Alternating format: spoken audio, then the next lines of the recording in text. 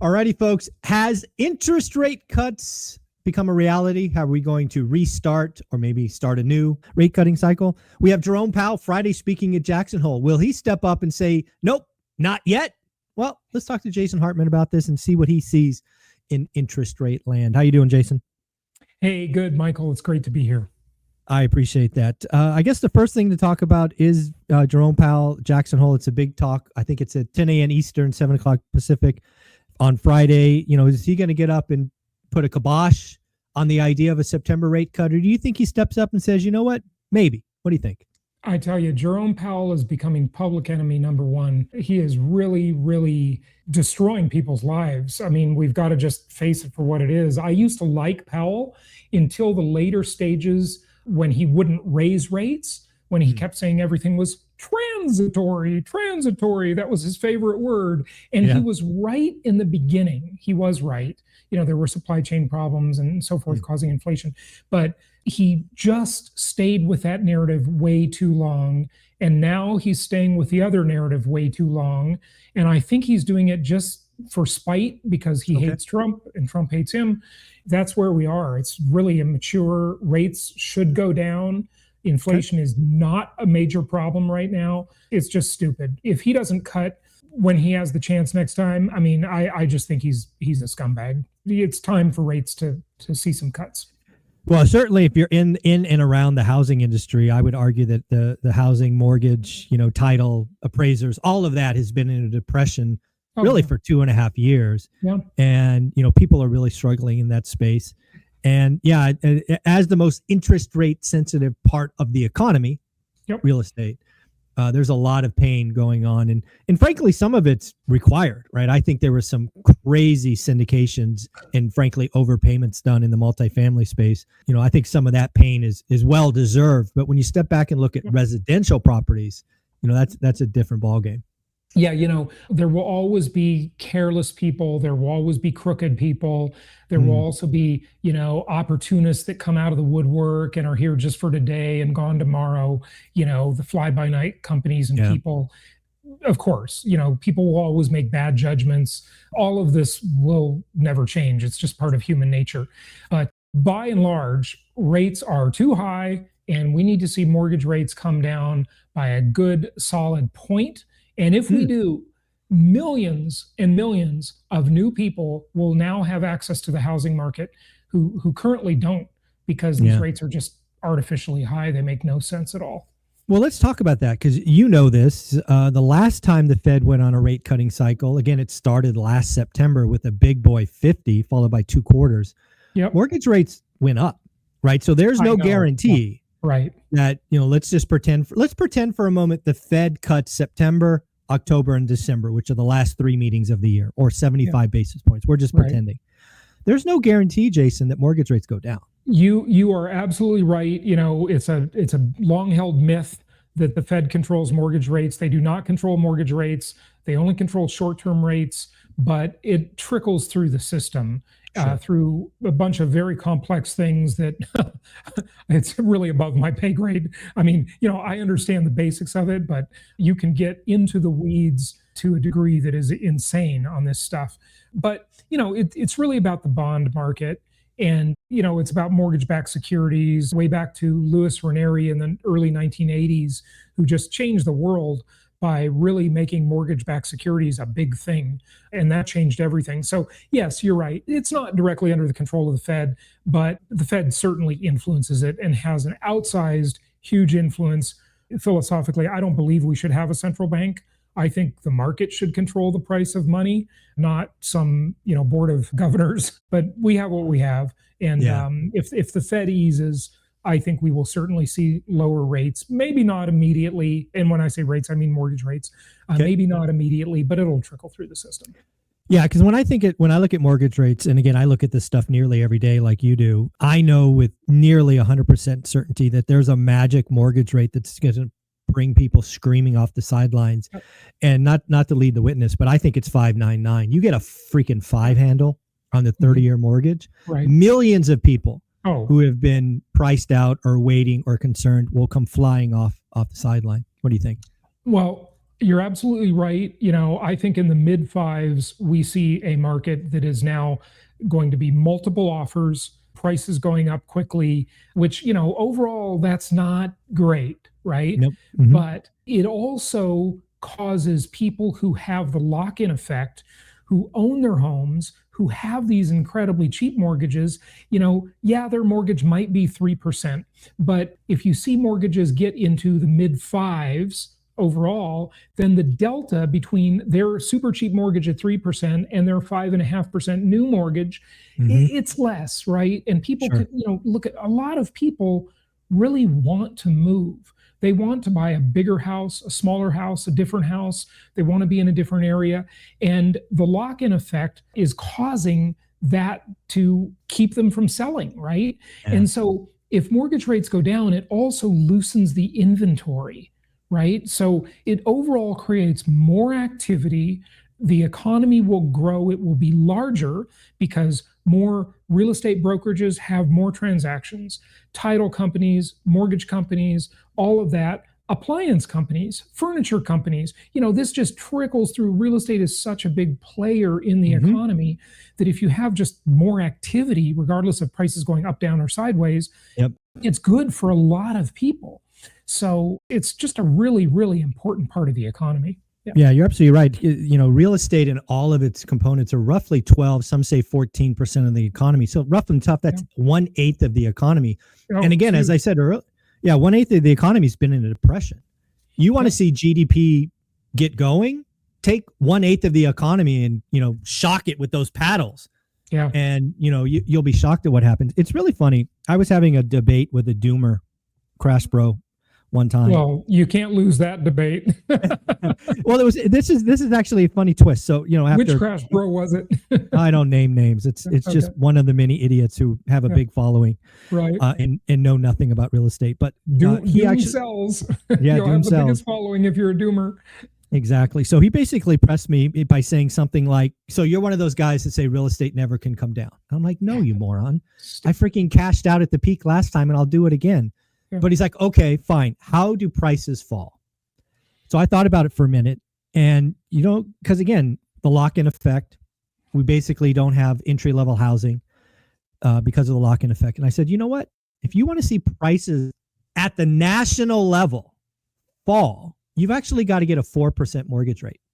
Because at a 4% mortgage rate, you're going to have all of these people, to your point, that have been locked in for 3, 4, 5 years. All the people that refied, again, which is millions more, potentially look at selling. Because what we have distorted in a broken housing market is we've taken all the entry-level housing, not all of it, much of it, and locked it up. Yeah. So if you got mortgage rates to 4%, there would be a wave after wave after wave of entry-level housing. And I would actually estimate that on the national level, we could see mortgage rates or the median home price fall, because what would cause this to happen is the inventory mix. We have been so distorted on the inventory mix. It's all been skewed to median and higher, which just takes the median up. If you unlock the bottom end at a meaningful level and we skew the other direction, guess what, Jason? Median home price falls. Ooh, wow. That's one. I don't know. I might disagree with you on this, and I rarely disagree with you. But I think it's a mathematical certainty. That's how confident I am. Well, let's just play. unpack that a bit, okay? So I get your point. It will increase inventory, but the question is, will it increase inventory because people will come out of their lock-ins, right? Will it increase inventory faster than people buy? Then it increases affordability, right? It's like the boxing match metaphor that I use when I say inflation, deflation, right? In one side of the ring, you have low interest rates lessening the lock-in effect. And on the other side of the ring, you have low interest rates increasing affordability, right? So I don't know.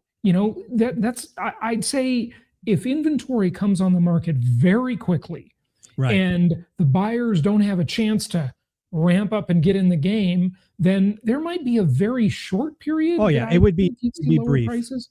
But yeah, it'd be but I 6 mean, months. remember, all of those people that are suffering from the lock-in effect, 90% of them are going to buy something else. True, absolutely. Right, and that gobbles up inventory then, but it really leads to a whole bunch of new buyers that aren't even in the game.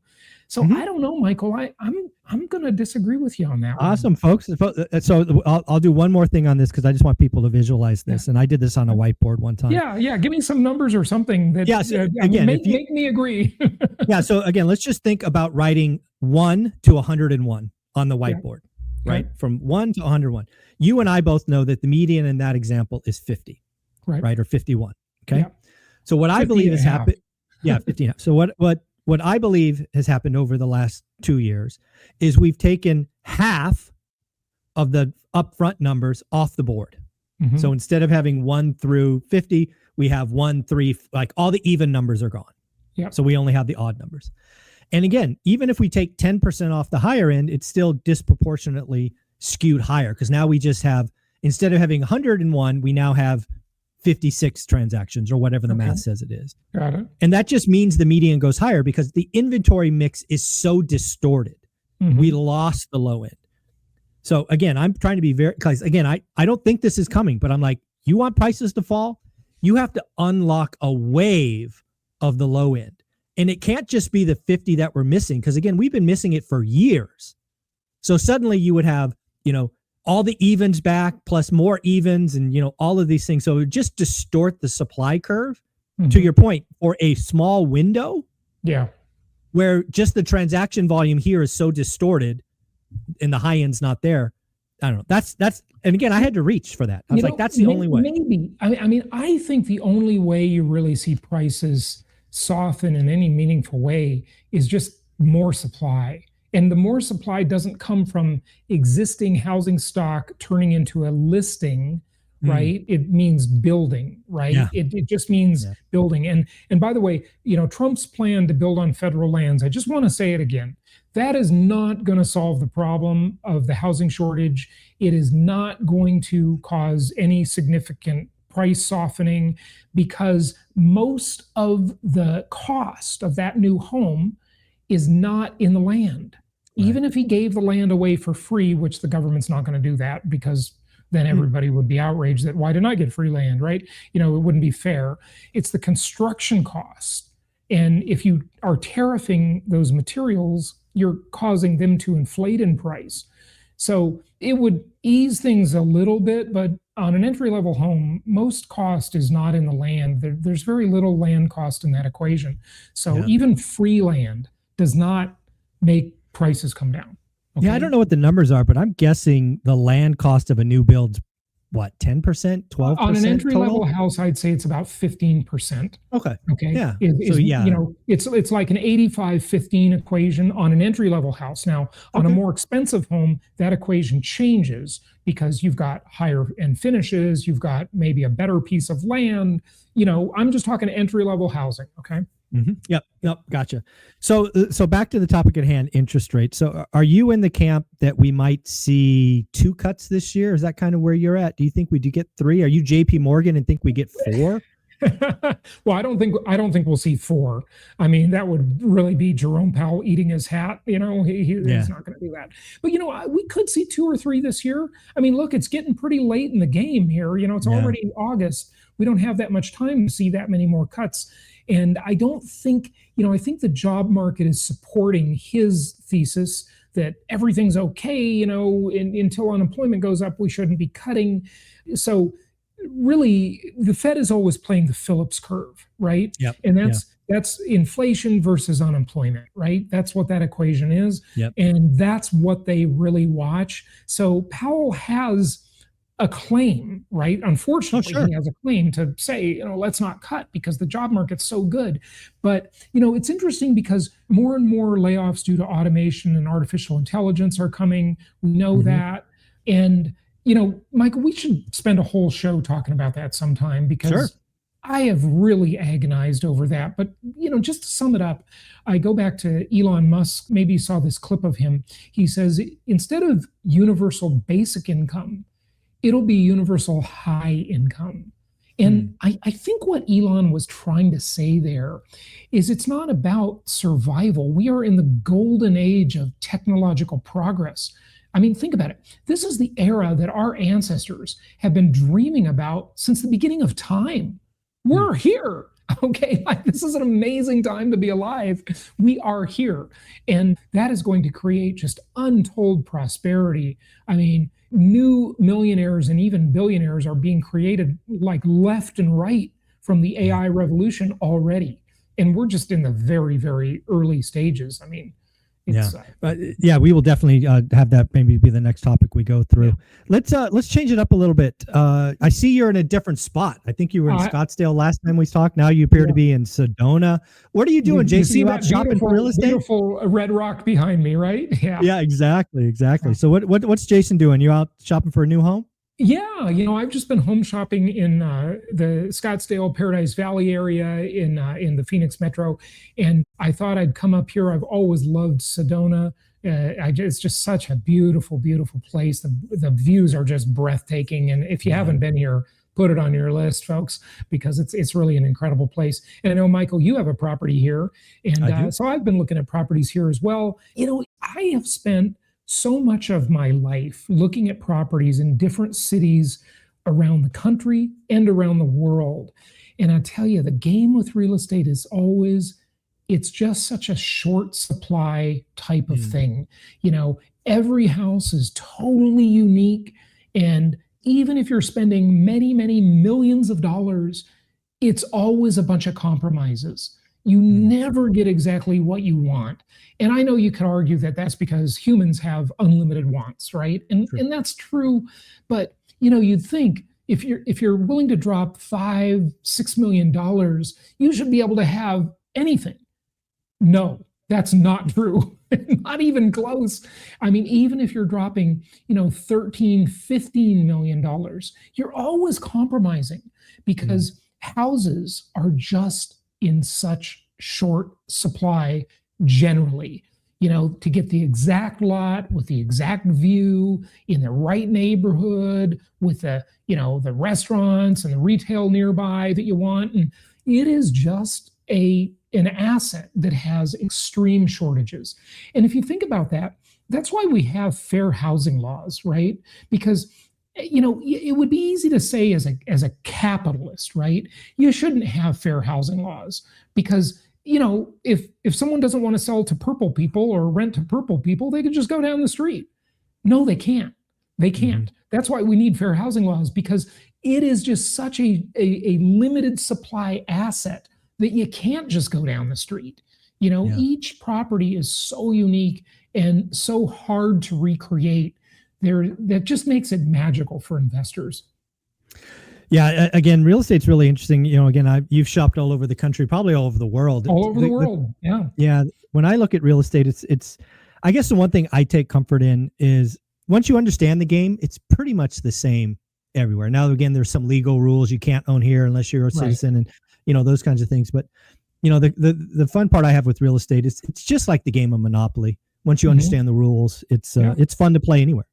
And on that Monopoly board, properties are limited. Yes, exactly right. Yeah. The other thing I always laugh at, there's a meme or a post that goes around every once in a while. Can you imagine Jason playing the Monopoly game and never buying a piece of real estate?